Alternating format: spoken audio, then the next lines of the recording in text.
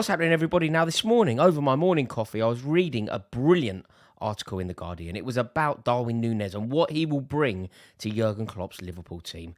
The author of that article was the wonderful and eminent Andy Brassel. I thought I'd contact him and just see if he has 10 minutes in his day to come and join me and discuss Darwin Nunez, because he had such a good understanding. The link to the article is in the description below.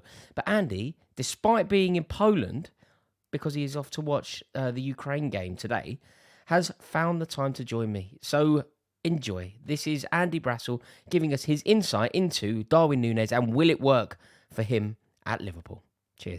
So Andy, thank you so much for finding the time to talk to me. I read your article in The Guardian and I thought it was terrific. I thought it gave such good detail, and overall, I feel like you think this is going to be a success. I do. I think he's going to adapt to Liverpool really quickly. And, we talk about how Liverpool get deals over the line really quickly, how they manage to perform big transfers with little fuss. And they've done that on a number of occasions over the last, I guess, 4 years now. And they've done that really well. And it's been a huge part of them building. But I also think they get exactly the right players who are going to hit the ground running, because they're not really asked to do anything massively differently to what has made them so successful in the first place. Not to get stuck into Chelsea here or whatever, but I just the Lukaku thing is weird, for example, because there seemed to be no plan for him. I know there's a school of thought in football that thinks if you cost X amount of money, you just need to get on with it. But that's not really how football works, is it? And I just feel the intensity with which Darwin Nunez plays is going to be absolutely perfect for Liverpool. He's going to be asked to do pretty much the same as he's done before. I think in terms of adapting quickly, and we saw it with Luis Diaz as well, what we've seen in the past, Rory, is the fact that there's quite a small leap between Liga and the Premier League. So they're not exactly the same in style, but I think you look at it and it's quite an aggressive, physical league, the top flight in France. So it's less of a leap, and it's less of a shock when you have that physical side of football when you come to the Premier League. Funnily enough, Portugal's become more like that over the last couple of years. I mean, if you go back, 10, 12 years, it's barely a contact sport, football in Portugal. There's a lot of looking for fouls and that sort of stuff. Not to say that doesn't exist anymore, but I think if you look at the way the top clubs in Portugal play, the way that Sergio Conceição plays with Porto, the way that Ruben Amorim coaches Sporting, you look at Benfica, who've been really front foot, even though they've been a little bit unstable over past years. And I think teams have been taken aback by how physical Portuguese teams are now in the Champions League. And Darwin's quite indicative of that. He's someone who, you think back to him absolutely monstering Barcelona at the start of the Champions League. And in that game, that they had to take off Gerard Piqué really early, because he's just going to get himself sent off. Now, I realise Piqué is not quite what he was, but nevertheless, he's still one of the best centre halves in European football over the last 15 years. And there was he getting the runaround from a 22-year-old. Yeah, it was very impressive, that performance. I think it's interesting what you touched on there, the recruitment policy of Liverpool. They seem to get it so right, don't they? Not only on the players that they bring in, but also, again, sorry to use a Chelsea analogy here, but they decided against Timo Werner, didn't they? There was a time when Timo Werner looked destined to join Klopp at Liverpool, and for one reason or another, it felt at the time like Chelsea had got one over on Liverpool and he'd chosen Chelsea over Liverpool. But in the end, this FSG Jurgen Klopp model, it works so well. And everything that we've learned, Alisson signs, becomes the best goalkeeper in the world. Van Dijk signs, becomes the best centre-half in the world. Mo Salah signs, arguably becomes the best player in the world. Sadio Mane arguably becomes the best player in the world. And all of a sudden, you're thinking the trajectory that Darwin Nunez is on, this bodes very well for him landing at Liverpool, doesn't it? Yeah, I think it does. And I think Liverpool have been in a tricky spot in a way for the last 2 years, I think, because getting to a point, and they've almost been on this course ever since they won the Premier League, being at a point where you know that sooner or later you're going to have to put the sacred cow out to pasture. That you're going to have to move on from players who've been incredibly productive, successful, and are really beloved by the supporters as well.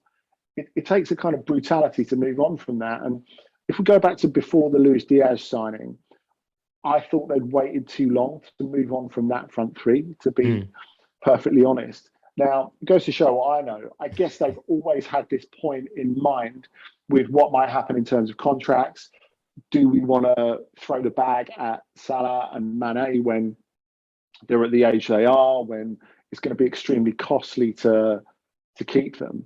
I mean, don't get me wrong. I don't think Darwin and Luis Diaz are playing for a couple of packets of crisps, but they'll be on lesser wages than what Mane and Salah would have wanted for contract renewals, and they're younger as well. So I think to move on at the right time. I mean, we've seen Michael Edwards leave Liverpool this summer, and obviously that's been in the pipeline for a while. The fact that they've, in a very old school Liverpool boot room sort of way, got Julian Ward to pick up the slack, and there seems to be complete continuity. You know, a sense of we know which direction we're going in. We're not going to deviate from that, and there's no dropping the ball, which is super important. Yeah. I think what I found very interesting about the article that you wrote in The Guardian, that link, by the way, is in the description below. I suggest that you have a look at it. It's perfectly worded, really, really informative article. So take a look at that. But in that, we kind of talk about what Liverpool are going to get, what he will bring to Liverpool. I see Nunez, and this is probably just me being slightly foolish and conforming to my stereotype of a centre forward. I see him as an archetypal number 9, but he's more than that, isn't he? He's simultaneously more and less than that, if that makes sense.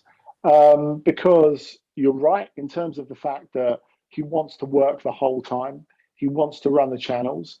You speak in that article, actually. You speak in there about the comparison to Fernando Torres, sort of playing the game the way that he plays the game.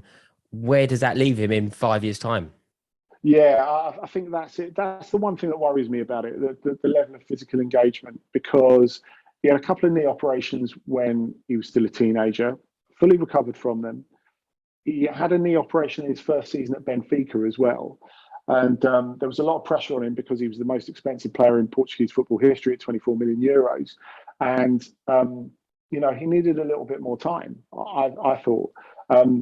There's no doubt about his physical condition in terms of the last season. It's been absolutely fantastic. But, Torres spoke, and like you say, I touched on it in the article, quite self-consciously about the Premier League made me into what I am. It made me into my best version of myself.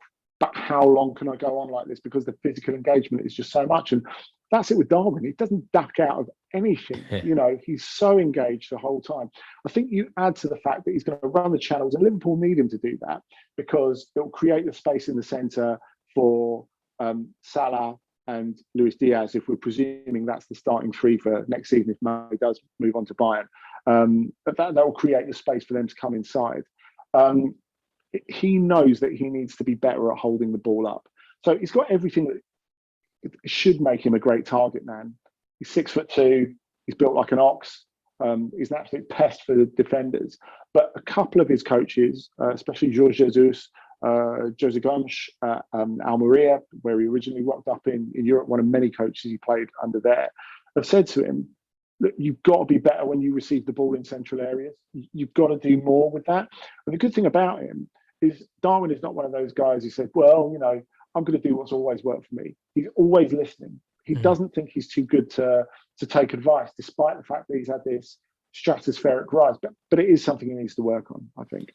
Overall, do you feel like this is a good signing? I mean, the reason why I asked the question is because obviously the money being paid and whatever else, all points in the direction of it being a really good signing. But the jeopardy, it's one season, isn't it? Really, Liverpool have signed a player off the back of one very impressive season. Which is a risk. In terms of numbers, I take your point. I think there are two retorts to that. Firstly, it's not just the goals; it's the quality of goals and the situation of goals. He scored a lot of goals in big games last season. Big games, not just in the Portuguese Liga, and he hadn't scored against any of the other big teams. He hadn't scored against Sporting or Porto before last season, which was something that people were nagging him about. But he scored in big games in the Champions League, scored in both legs against Liverpool, scored against Barcelona. And I think the important thing, though, is to look beyond the numbers. Because if you go back the season before, when he's playing top division football in Europe for the first time in his first season at Benfica, because when he comes over from Peñarol, he's playing in the second tier in Spain with Almeria. And off the back of that, he's so convincing that a Portuguese team spend more than a Portuguese team has ever spent on a player. That's how convincing he is. And so he's playing in the top flight for the first time. In his first game at Benfica, they've spent a fortune on players in that summer where they bring him in, Otamendi, Jan Vertonghen on a free but on massive wages. They're all set for the Champions League. Jorge Jesus is going, right, we're going to make a big dent in the Champions League this season. His first game, Darwin's first game, they get knocked out by PAOK. And all of a sudden, those ambitions are out the window, and there is a ton of pressure on Jorge Jesus, on Darwin, on everyone at Benfica. You bear in mind that, you bear in mind the adaptation, you bear in mind the fact that he gets COVID. There's the knee thing that we talked about before, and he only scores 6 league goals. But even when he's really struggling, he does stuff for the team. Double digits in assists in that first season as well, which I think is important because there will be spells, and there are spells for every player, no matter how good they are, that they run dry in the Premier League. You know, every single player that you can name has been through that. He is not going to be a dead weight when he's not scoring goals. He's going to create stuff for the team. We talked about the space he's going to open up, but he gets to the line, he pulls it back as well. So he's not just someone who's goals, goals, goals, even though he scored more than a goal a game last season in the Liga and a goal per start in the Champions League. There's a lot more to him than that, and I think that's super important. Yeah, especially for a Klopp team, like the work rate is so important, isn't it?